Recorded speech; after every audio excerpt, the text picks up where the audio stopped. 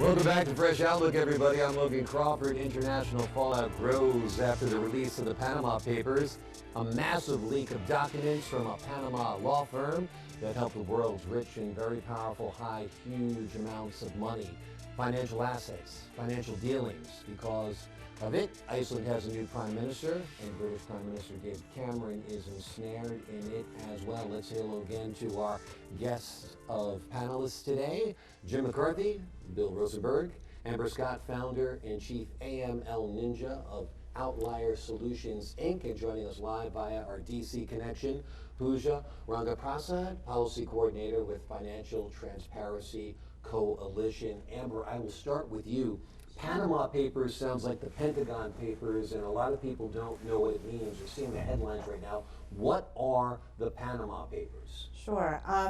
Millions of documents, to the extent that Edward Snowden tweeted about it in terms of just the scope and scale that have been leaked. They were leaked by a whistleblower inside of a particular law firm, and those have implicated many people. There are a team of journalists working through.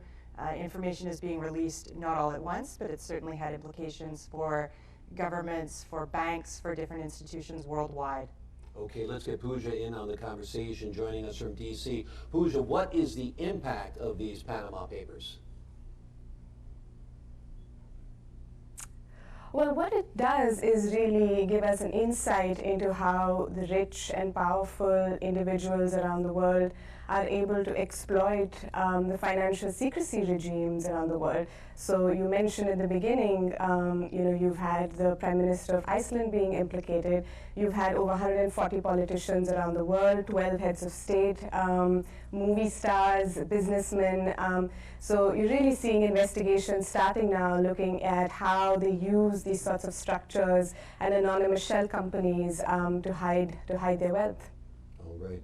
Jim McCarthy, do you see people actually being prosecuted as a result of some of these disclosures, or is it just scandals that'll bring down certain individuals like it did to the Prime Minister of Iceland? I think it depends on what the source of the money is. I mean, these techniques are used quite regularly in terms of asset protection techniques. If you're a very wealthy, very famous person, and I'm not suggesting anybody in particular, but there are times when it makes a lot of sense for you to sort of distance yourself from your wealth in terms of what's publicly transparent.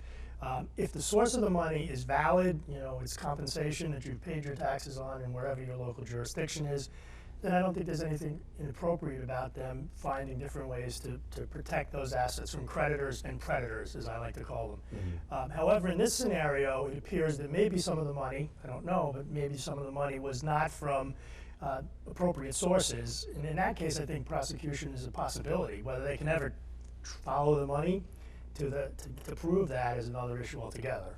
Bill, some of the people and entities on this list are U.S. corporations and U.S. individuals, so we're going to be feeling the impact here at home as well. Well, what I found particularly interesting is that this announcement about the papers came out this past week, although they've been released for quite a while. It seems interesting that it comes about a week or two after the big announcement about major corporations and corporate inversions that were taking place with major U.S. companies, often buying companies overseas to, in effect, export their tax burdens so they would have a big deal coming to them, a big amount of money. The idea, though, is that I don't think anyone's particularly surprised by any of this. I mean, it's an entity that basically the wealthy, the rich, the powerful have an opportunity to take advantage of, and I think people probably recognize, oh yeah, this is just actually the mechanism that they're doing this, but not that it was not being done. Right, but this is what gets people disgusted with government and corporations and people with big money, Amber, is the fact that we know that these people have the resources and the capability to hide their assets and not, in some cases, get taxed on it. And apparently, from my reading, is Barack Obama went into this Panama Free Trade Pact where we knew this might be one of the ramifications. There are always potential ramifications, and I think it's, free trade is an interesting topic in that regard. But I think it's a bit of a misnomer to say that in these cases, these are simply, tax mechanisms. These are something that are used across the board by the wealthy, that we can't say at this point that there aren't any crimes, because that's simply not the case. In fact, Mossack Fonseca deliberately decided not to report when they were aware that one of their clients was making their money from preteen prostitution. So you had child slavery, you had orphans that were being abducted, you had millions of dollars that was being made through human trafficking that was being laundered in a number of different ways through these corporations. These aren't simply mechanisms that aren't related to crime. And in that regard, I do hope that we see prosecutions. I hope that where there is damning evidence, we really do see those prosecutions happen. We see that happen in a way that's appropriate, and that we keep digging. Because the truth of the matter is that smart money has already moved. And so, while there will be a number of backwards-looking investigations, there will be folks that are implicated. This is one law firm. There are many law firms. Panama is one country. It's not alone. In fact, Global Witness did a really interesting study in New York where they went in with hidden cameras, they went into a number of different law firms and said, hey, we're representing basically a corrupt official in Africa. We don't want to name the country, but would you help us set up shell companies and help them hide their wealth? An awfully high number of lawyers seemed to be saying that yes, they would, and looking for another meeting. The American Bar Association says that there are currently over 1 million lawyers in the US alone. And if that's what the statistics look like here, and we draw a few inferences from that to a global perspective, I think big picture, we're looking at something that is indicative of endemic corruption. Let's get Pooja in on the conversation. Pooja, what would be the investigative agency here? Would it be Interpol? Would it be a conglomerate of nations working together to figure out what's going on with this electronic money trail? Yeah, no, that's a good question. So, I mean, a lot of what's happening now is a kind of national-based investigation. So you're looking at agencies, which could be anti-corruption units, or they could be anti-money laundering units, or your tax authorities at the national level. But as someone mentioned earlier, they have to actually follow this trail of money across borders. And that's where it's going to get difficult, because these have been essentially anonymous shell companies. And this is why one of the things we talk about in terms of transparency is the need to have public registries of companies where the final real owner of these companies is registered, which is not the case at the moment, which is what the leaks are showing. So, whatever these investigations would be, it would be interesting to see how far they're actually able to get before they realize that actually how difficult it is to follow the trail. What does your organization actually do to combat these types of transactions? Right, so I mean, with the anonymous shell companies, like I mentioned, the main thing we talk about is, why is there really a good reason for this to be anonymous? And I think, if everything is legal and above board, there's really no good reason to be hiding behind an anonymous shell company, is what we argue. And we recommend the need for public registries of these companies where you know who the owner is, and if you are a businessman dealing with one of these companies, it's very clear who it is that you're dealing with, and it isn't just one company owning another one in British Virgin Islands and another one in Panama and so on. And that's what we recommend. Jim, even within the United States, there are shell corporations, there are tax havens, there are proxy nominees, so nobody knows who's actually running the corporation. The corporate veil has been upheld by the U.S. Supreme Court, so piercing that veil and finding out who these actual owners are and where the money came from might indeed prove difficult unless some criminality has been proved first. I would agree, and I agree with the speakers that clearly, unfortunately, there are some people that are doing nefarious deeds and using this system to their advantage. And that's, unfortunately, like many things. But that system really, Jim, is set up for that. We have proxy nominees, we have corporate veils, we have all of these things set up basically so people can hide their money. And again, there are, if the money is clean and it's earned properly and taxed appropriately, then there's nothing wrong with that. Again, if you picture yourself being, I don't know, Derek Jeter, okay? Exceptionally wealthy individual, obviously in the public spotlight.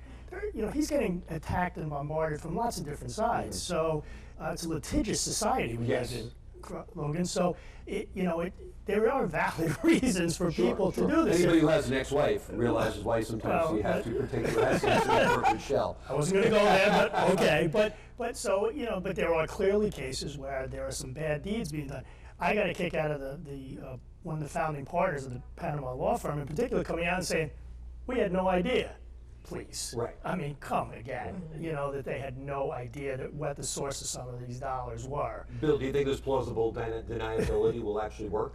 Probably not, but I'd also sort of raise the question that's been raised that maybe there are legitimate reasons to have these entities, even though the money was earned and taxed properly. I would still question whether or not it's even appropriate at that level. But Derek Jeter is sued left and right by every woman he's ever dated. They should defend himself in court, okay, and not necessarily simply say, you can't get at me because I got it parked outside the country. So I am a little bit uncomfortable with saying on almost any level that it's okay to hide your money other places, and to think about the fact that people probably did pay their taxes, I think is kind of foolhardy in a lot of situations. I think the reason why they use them is because they're trying to avoid being tracked for either illegal activities, or they're trying to avoid being tracked to have to pay their true financial share. I mean, I think this is one of the things that plays out even above board conversations with people paying taxes in the United States, whether they're paying taxes on earned income or whether they're paying taxes on capital gains. This is a big issue, and this is just one little slice, but it seems like if you really start peeling the onion back, a lot of that onion probably smells a little bit. Amber, is this going to be a bloodbath that lasts for years and years? You're going to see prosecutions and this used as a political tool against enemies, and you're going to see victims of this, perhaps rightly so, for years to come. Yes, and not just this. I think that what we're seeing is such a small part of the big picture. We're in a space right now where we have a culture where I think that we've seen the very beginning, the first stones tumbling down the mountain of a landslide of whistleblowers. Corporate culture and corporate values are seen in such a way, and you alluded to this earlier, that it's so out of sync with what the average person is thinking and feeling. And this is something that we were talking about earlier. Does the average person feel like corporations have their best interest at heart, that corporations are transparent, that corporations act honestly? No. And in a sense, transparency has become the new Magna Carta. It has become the great equalizer, because we have the technology where this information all of a sudden can be disseminated rapidly, it can be held securely, it can be analyzed by a group of very talented people around the world in an environment that is relatively secure. And that's a new thing that's happened. This is not something that would have been possible in previous decades. And so technologically, we're in a place where that's possible. We've seen the private sector respond incredibly in a way that governments haven't been able to do nearly as efficiently. And this is in part because technology is global. It's immediate. It's all over the world. But regulation, law enforcement, all of these things are very local. And so everyone is following the rules in their local jurisdictions and not able to collaborate in this incredibly rapid way. Let's get Pooja in on the conversation. Pooja, did these disclosures only come about because of our new electronic ways of communicating? And who actually is responsible for this leak of documents from this Panamanian law firm? Well, that's a good question. We don't really know at the moment who is responsible for the leak. And so all we know is it was leaked to the consortium of investigative journalists, and we don't know much more about the identity of who's behind the actual leak. But I think to just kind of reiterate what the previous speaker was saying, I mean, this really is just one law firm in one jurisdiction. It's the tip of the iceberg. I mean, we're in the United States here, and if you look at, say, the state of Delaware, where there are more corporations than there are people there. So I think this is definitely going to be something that's not going away anytime soon. Are we going to see more leaks because of the kind of age of technology that we live in? Possibly, but I think there's going to be a lot of questions asked about, how are we cleaning up our own backyards, and what is the UK doing about its own overseas territories? The fact that half the companies that this law firm had set up was in British Virgin Islands. It's not about just Panama. So I think there's going to be a lot of questions coming up, and maybe more leaks. You thought the Ashley Madison scandal was bad. People actually killed themselves over that. Wait till the names start coming forward of the so-called do-gooders who are on these lists of people who had shell corporations who are hiding millions, if not billions of dollars. I guarantee you those names are going to be a shocker. I guarantee you they're going to be released slowly, week after week after week, and we're going to see people taken down. Amber, Bill, Jim, Pooja, thanks so much for your time. When we come back, we're going to talk more about dirty money, loopholes, and tax evasion. The White House is taking aim at corporations. More on that after this.